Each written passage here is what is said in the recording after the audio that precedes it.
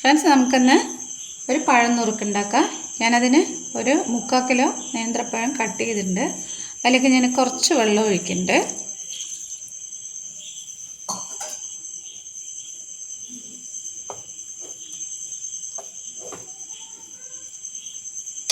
ഇതൊന്ന് കുറച്ച് വെന്ത് വരട്ടെ. അപ്പോൾ ഇത് നന്നായി വെന്തിട്ടുണ്ട്.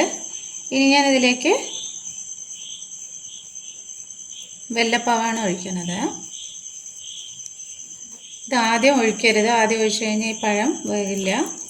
ഞാനിതൊരു 3 വെല്ലമാണ് എടുത്തത്. നിങ്ങൾക്ക് മധുരം കൂടുതൽ വേണമെങ്കിൽ കൂട്ടിയെടുക്കാം.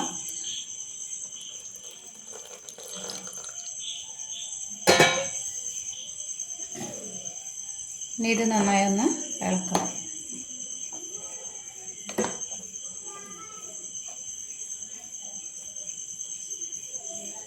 അപ്പോൾ ഇതൊന്ന് നന്നായി കുറുകി വരുന്നുണ്ട്.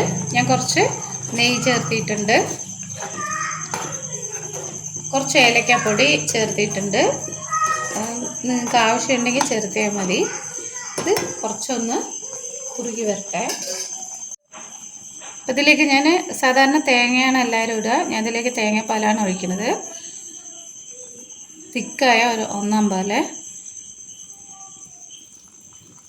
ആവശ്യമുണ്ടെങ്കിൽ ചുക്ക് പൊടി ഇടാം, പക്ഷെ ഞാൻ ഇടുന്നില്ല.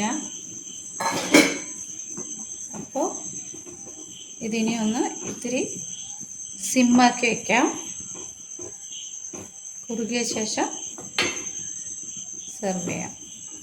അപ്പോൾ നമ്മുടെ പഴം നുറുക്ക് റെഡി ആയിട്ടുണ്ട്.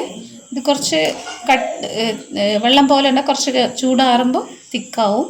അപ്പോൾ എല്ലാവരും ഒന്ന് ട്രൈ ചെയ്യുക. ഓണം സ്പെഷ്യലാണ്. അപ്പോൾ നിങ്ങൾ ട്രൈ ചെയ്യുക, ലൈക്ക് ചെയ്യുക, ഷെയർ ചെയ്യുക. Okay, thank you.